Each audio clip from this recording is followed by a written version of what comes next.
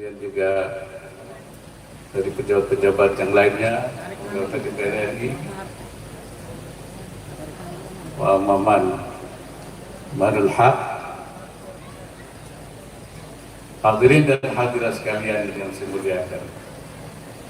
Saya sangat berbahagia malam ini bisa hadir pada haulnya Al-Maqsudah Saudara Fuad Hasim yang ke-20.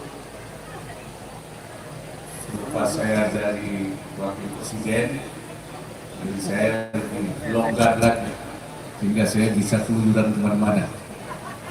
Dulu kemarin itu kan saya seperti orang yang mahjur ada gitu kan, tersangkar susah kemana-mana. Saya memang tadinya berharap selepas saya jadi wakil presiden ada santri lagi yang jadi wakil presiden bahkan jadi presiden. Tapi sayangnya periode ini tidak ada. Sebenarnya santri bisa saja jadi presiden. Saya santri bisa jadi wakil presiden, Gus Dur santri bisa jadi presiden. Oleh karena itu saya harap ke depan ada santri lagi yang jadi presiden, dan siapa tahu santri itu dari Buntet sini santrinya. Insya Allah. Asal kita juga berjuang. Ya. Saya merasa malam ini teringat lagi pada masa-masa yang lalu, masih sama-sama muda, saya sering bertemu dengan beliau, bersilaturahim dengan Kiai Fuad, Gus Dur, Habib Lutfi. Saya seperti 4 serangkai. Bertemu di Buntet, bertemu di Jakarta, bertemu di Pekalongan. Dan saya kalau masuk Buntet sini pasti di depan sana makan sate dulu. Saya tidak tahu bukan satenya masih ada atau tidak. Sudah nggak ada mungkin ya. Jadi setelah Kiai Fuad kembali dipanggil ulama, kemudian Gus Dur, kami tidak pernah lagi ada bertemu. Ya. Saya dengan Gus Dur sering berkeliling naik mobil dari Jakarta ke Jawa Timur, sering bersilaturahim di kiai-kiai di pondok-pondok, ya, selain di Cirebon, Buntet, Jawa Tengah, kadang lewat selatan saya, lewat Pesugihan, pesantren Pesugihan di Cilacap, kemudian di Jawa Timur di beberapa pesantren, pulangnya lewat utara, saya mampir di Kajen. Saya merasa suasana seperti ini sekarang kok sudah mulai tidak terlihat lagi. Ya, kalau bahasa sekarang itu ada kekurangan terjadinya komunikasi, ada kurang terjadinya konektivitas antara satu kiai dengan kiai yang lain.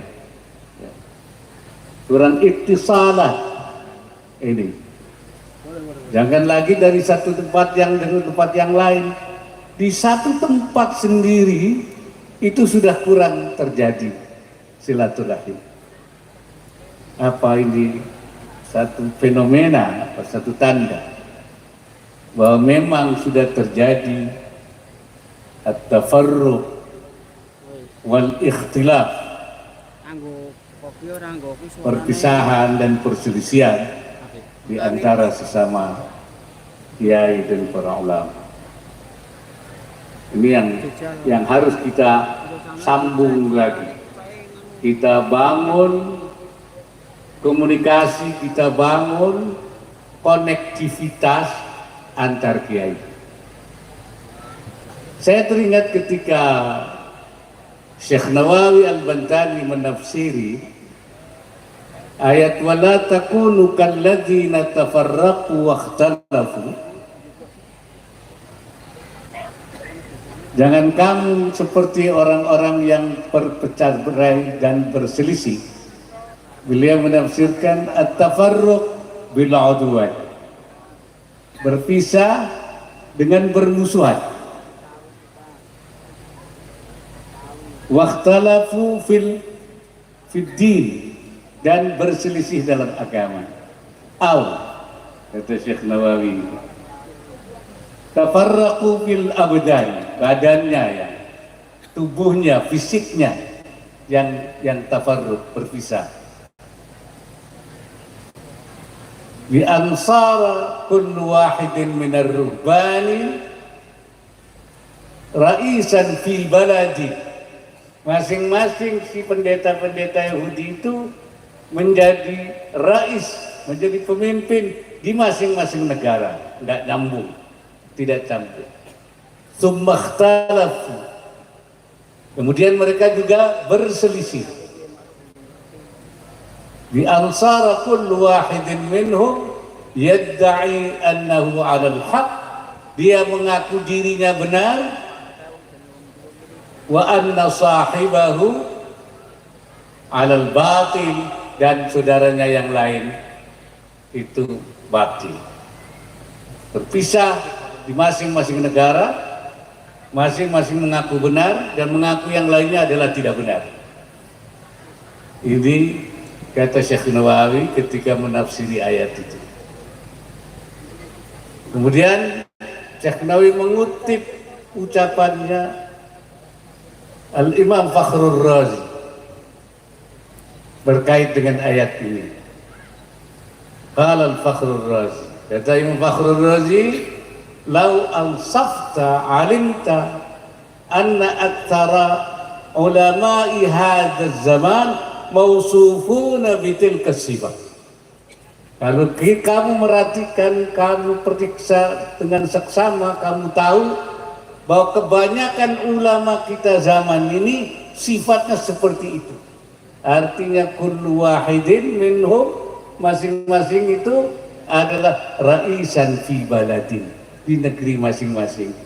Jadi ulama sudah seperti itu, kata Imam Fakhrul Razi pada masanya. Saya bilang jangan-jangan sekarang lebih jelek dari itu, sekarang lebih buruk dari itu. Bukan lagi raisan fi baladin, tapi raisan fi iqlimi. Sudah menjadi rais di masing-masing daerah, bukan di negara lagi, di provinsi, di kabupaten. Bahkan raisan fi qaryatin, sudah di kampung-kampung sendiri-sendiri, tidak terkomunikasi, tidak ada sambung menyambung, mengambil kebijakan sendiri, mengambil langkah sendiri. Sudah raisan, bahkan raisan fi ma'hadin, di masing-masing pondok sudah jadi rais sendiri. Tidak seperti dulu, kalau ada apa-apa menunggu bagaimana ini yang paling kiai, yang paling besar, yang menjadi pemimpin seperti apa, kasir musyawarah ulama seperti apa, mereka menunggu. Sekarang tidak, masing-masing sendiri-sendiri. Jangan-jangan kita sekarang sudah mengalami hal itu, dan itu ayat wala takunu kalladzina tafarraqu wakhtalafu. Jangan-jangan kita sudah masuk dalam tafarruq dan ikhtilaf. Wal iyadzu billah min dzalik. Tafarruq, ikhtilaf, silang pendapat, masing-masing mempunyai pendapat sendiri. Sebenarnya seberapa kita boleh berbeda pendapat? Ini saya penting menyampaikan ini. Ini yang membuat ulama kita terpecah, lemah. Bahkan saya bilang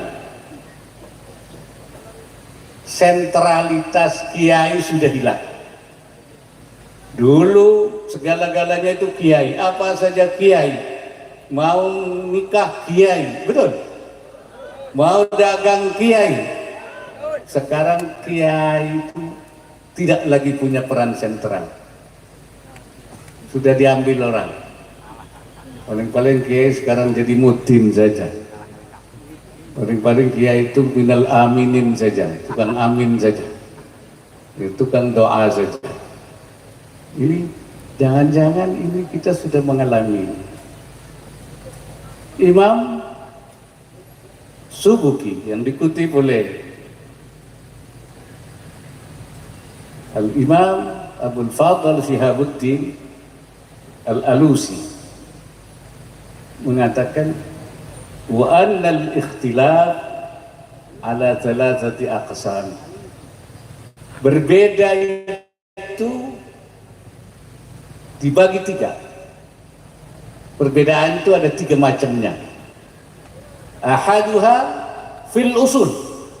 Yang pertama itu dalam masalah pokok, masalah akidah yang pokok, usul. Wa hadza dalalun wa sababu kulli fasadin, ini sesat. Kalau kita berbeda dalam usul, sesat dan sebab daripada segala kerusakan. Wa huwal musyaru ilaihi fil Qur'an, itu yang diisyaratkan dalam Al-Qur'an, wala tafarraqu wakhtalafu, itu ini, yaitu fil usul. Itu nomor satu. Nah, yang penting nih, wathani, yang kedua, fil ara wal huruf, dalam berbagai pendapat, tentu pendapat-pendapat yang strategis, dan dalam peperangan, strategi peperangan. Kata Imam Subuki, wa hadha huwa alladhi yushiru ilaihi qauluhu sallallahu alaihi wasallam li Mu'adzin wa Abi Musa lamma ba'athahuma ila al-Yaman tatawa'a wa la takhtalifa. Ini yang diisyaratkan oleh Nabi kepada Mu'adz, kepada Abu Musa, Mu'adz bin Jabal dan Abu Musa al-Asy'ari ketika diutus keduanya oleh Nabi ke Yaman. Tatawa, bersatulah kalian. Wala takhtalifa, jangan berselisih kalian. Artinya tidak boleh dalam berpendapat, dalam menyampaikan dakwah, melakukan, tidak boleh ada ikhtilaf. Tidak boleh. Apa kata Imam Subuki? Wa hadza haramun aidan. Ini haram juga. Tidak boleh. Dalam soal-soal strategis tidak boleh ada perbedaan pendapat. Lima fihi min tadyi'il manafi'. Lima fihi min tadyi'il manafi' ad-diniyah wa dunyawiyah, karena di sini akan mentadyi', menghilangkan masalah-masalah keagamaan, maslahat keagamaan dan masalah keduniawian. Ini tidak boleh di dalam fil ara wal huruf. Dua hal ini kita tidak boleh ikhtilaf. Nah, baru yang ketiganya wasalib, yang ketiganya fil furu', di dalam masalah furu' kal halali wal harami wa nahwihima, dalam soal yang halal dan haram dan sebangsanya. Ini kata Imam Subuki, ya. Kemudian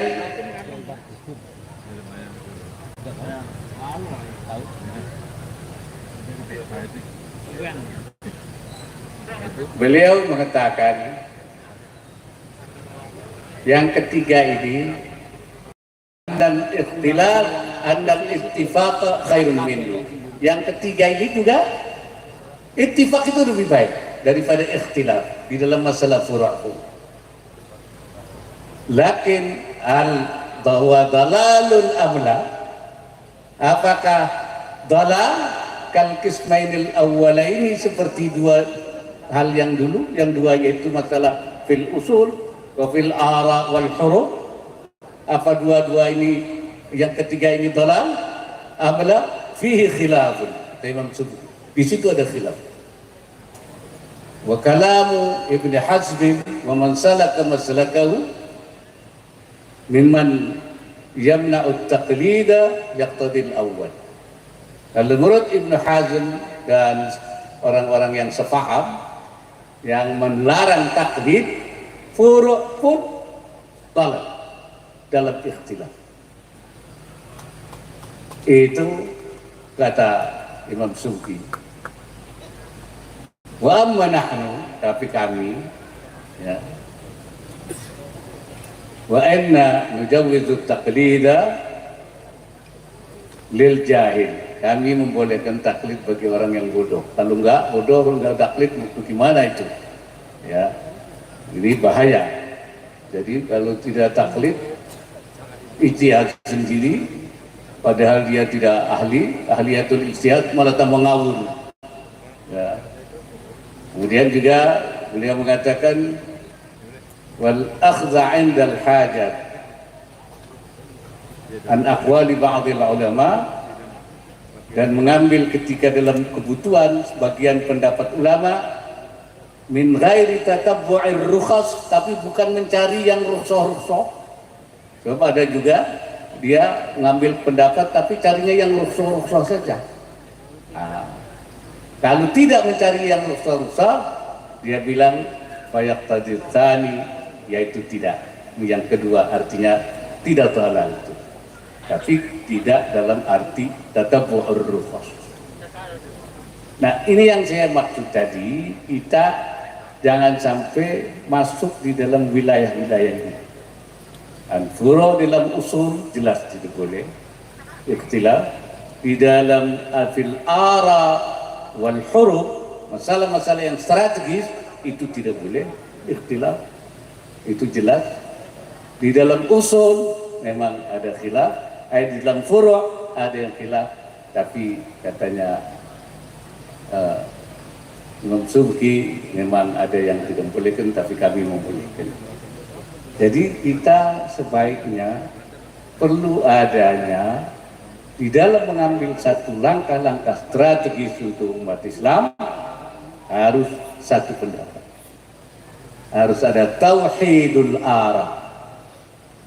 Harus ada taswiyatus sufuf. Jangan macam-macam. Ini yang menyebabkan kelemahan umat Islam ini di sini.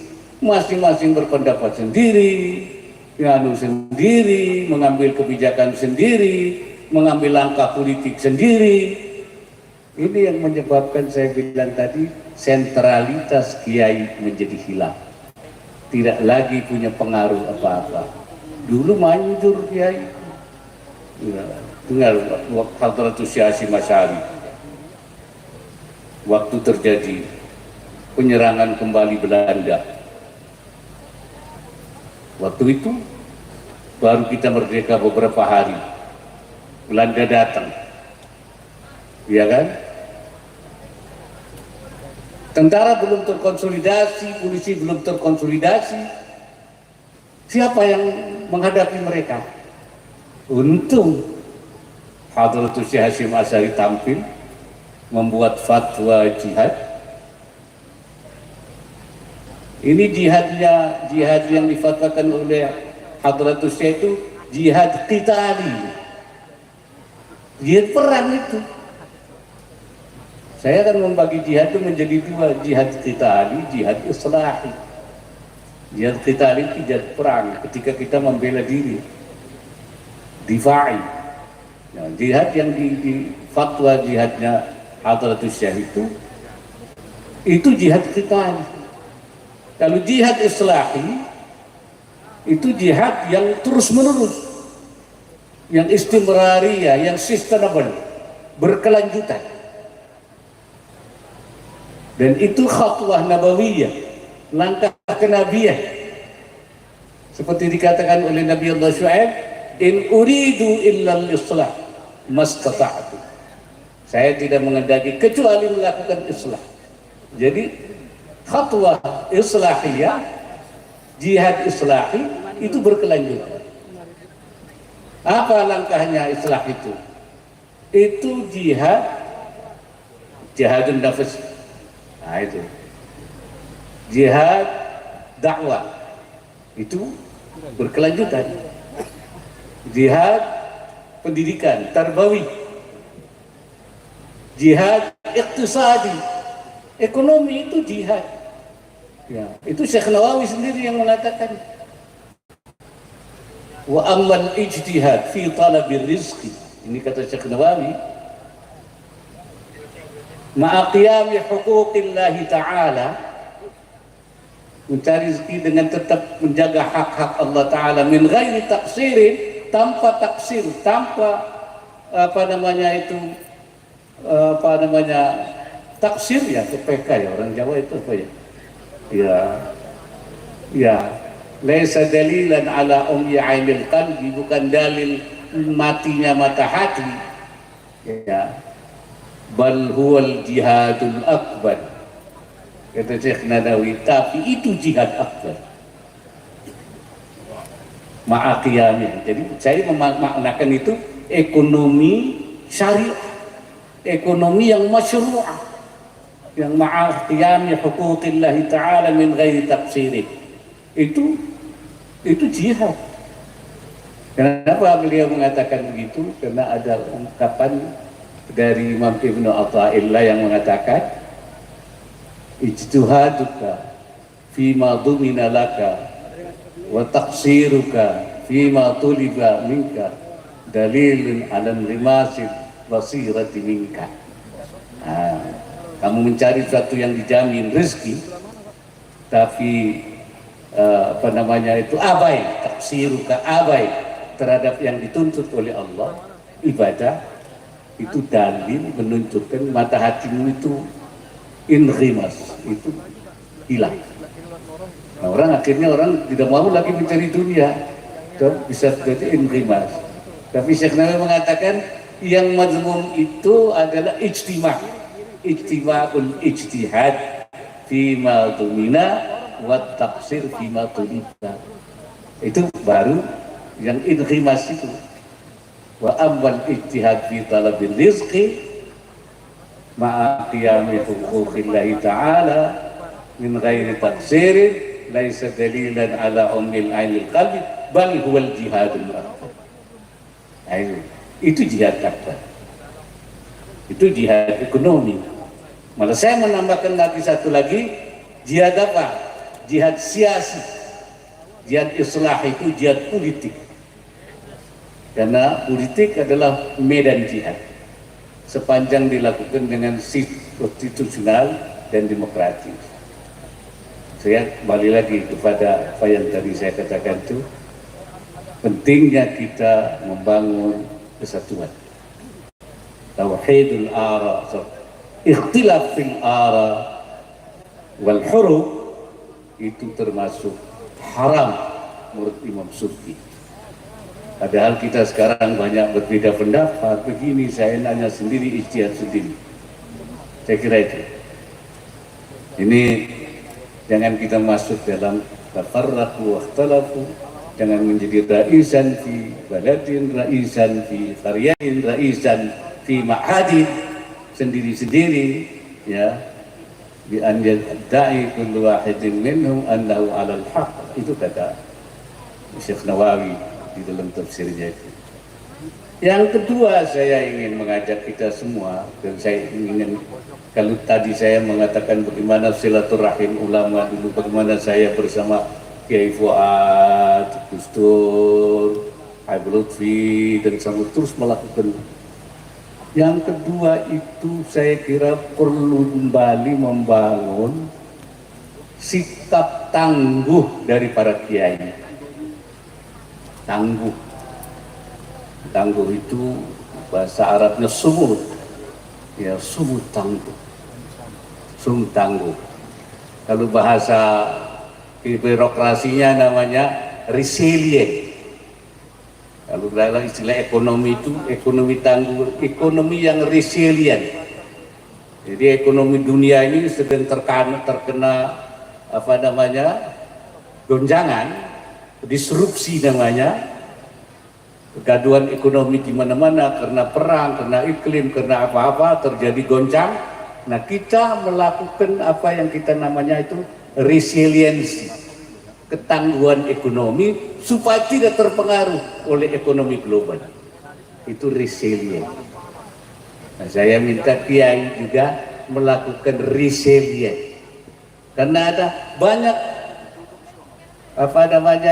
kegaduhan, ya, disrupsi dalam masalah pemikiran, dalam masalah apa-apa, ya, dalam masalah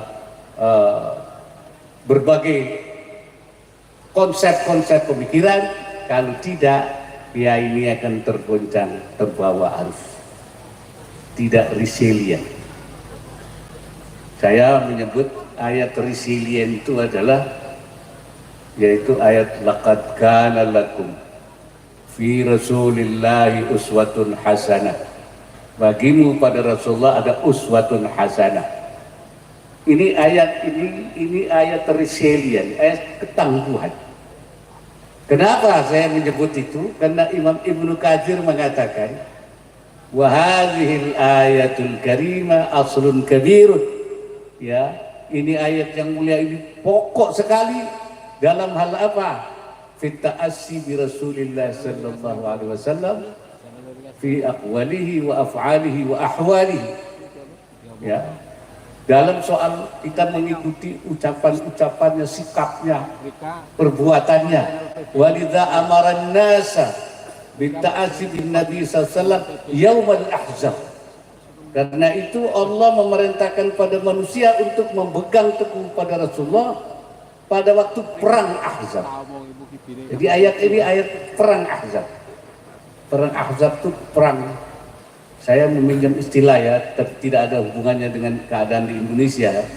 Perang koalisi namanya. Jadi maka perang menghadapi koalisi besar di bawah pimpinan Quraisy di seluruh negeri. Di Saudi itu bergabung dengan Quraisy menjadi koalisi besar. Orang Yahudi di Madinah, Bani Quraidah bergabung. Orang munafik yang jumlahnya 300 dari 1000 pengikut Rasulullah itu nyempal tinggal 700. Ya. Itu perlu diberikan resilient, ketangguhan, supaya ngikut Nabi dalam hal apa? Fi sabrihi wa musabaratihi wa murabatatihi wa mujahadatihi wa intidharihil farajah minallahi ta'ala. Supaya sabarnya, ketangguhannya, kejuangannya, semua itu ini di dalam uswatun fi Rasulullah itu di dalam hal. Jadi resilient dalam menghadapi tantangan itu. Walidzalik kata Imam Ibnu Katsir, qala ta'ala lilladzina taqallaqu wa tadajjaru wa tazalzalu wa tarabu fi amrihim yaumal ahzab. Karena itu Allah menyatakan untuk orang yang ragu, yang galau, yang goncang hatinya, tidak tenang pada perang Ahzab itu, laqad kana lakum fi rasulillahi uswatun hasanah. Jadi untuk yang taqallaq, tabajar, orang yang seperti itu, maka laqad kana rasul adalah ayat untuk memberikan resilience, ya, kata. Dan Allah mengatakan bahwa di antara orang iman ketika itu walaupun hanya tinggal 700, ada yang memiliki resilience yang tinggi. Maka Allah mengatakan walamma ra'al mu'minun, waktu perang Ahzab itu laqad kana lakum fi rasulillahi uswatun hasanah. Jadi untuk yang al-mu'min al-musaddiquna wa'adallah, membenarkan janji Allah. Qalu hadza ma wa'adana Allah wa rasul. Ini yang dijanjikan oleh Allah. Minal imtihan wal ikhtibar, ujian dan tantangan yang dihadapi ini. Ya. Wa sadaqallahu wa rasuluh, Allah benar. Nanti akan membawa kebaikan. Wa ma zadahum illa imanan wa tasliman. dan tidak memberikan kenamaan kecuali tambah imannya dan tambah penyerahan dirinya. Ini namanya muslimuna risiliyun, yang punya sikap ketangguhan. Barangkali saatnya kita kembali, namanya itu membangun konektivitas di antara ulama, disambung lagi hubungannya, ittisalatnya, dibangun lagi resiliennya. Dan yang ketiga, boleh setuju boleh tidak dengan saya, ya, bahwa sekarang harus lagi dibangun kesadaran politik kiai. Kenapa? Karena sekarang banyak kiai sudah tidak sadar politik, tidak punya penyadaran, menganggap politik bukan urusannya kiai. Politik itu bukan urusan kiai, cuman ngaji, berdakwah, ya kan, berdoa, jumpa jampe, sembur. Urusan politik bukan urusannya kiai. Padahal semua persoalan penting diputuskan melalui keputusan politik. Kebijakan, aturan, undang-undang, bahkan calon presiden, wakil presiden, keputusan politik. Rakyat cuma suruh milih, calonnya diputuskan dalam keputusan politik. Ini, si ini jadi calon presiden, sini jadi wakil presiden, rakyat milih. Jadi bukan yang mencalonkan, bukan rakyat, bukan, keputusan politik. Gubernur, wakil gubernur, wali kota, wakil wali kota, itu semua keputusan politik. Jadi kalau keputusan politik kiai-kiai tidak ikut, maka keputusan politik tidak ada lagi manhajnya kiai di situ. Tidak ada manhajin ala manhajin kiai, tapi ala manhajin ghairi kiai. Tidak ada lagi. Nah, inilah akibat daripada itu, kemudian melemahlah, saya bilang, gerakan politik kiai akhir-akhir ini. Kalau saya katakan dha'afat al-harakah al-siyasiyah al-kiyaiyah fi alam siyasi al-Indonesi, bal kadat tamutu fi hadhil ayyamil akhirah. Telah melemah gerakan politik kiai di dalam tatanan perpolitikan, dunia perpolitikan Indonesia, bahkan akhir-akhir ini sudah hampir mati. Atau mungkin balqad mata, atau mungkin sudah mati. Kenapa? Karena para kiai sudah tidak punya lagi kesadaran politik, sudah tidak lagi menganggap itu bukan urusannya kiai. Jadi akhirnya menjadi urusan orang lain. Di sini yang saya katakan, maka sentralitas kiai satu-satu, karena kurang silaturahimnya, kurang konektivitasnya, kurang resiliensinya, kurang rasa politiknya, akhirnya melemahlah gerakan politik Indonesia, dan para kiai hanya berada sebagai penonton, sebagai pemerhati, dan tidak pernah mengambil peran dalam menentukan keputusan politik di Indonesia ini.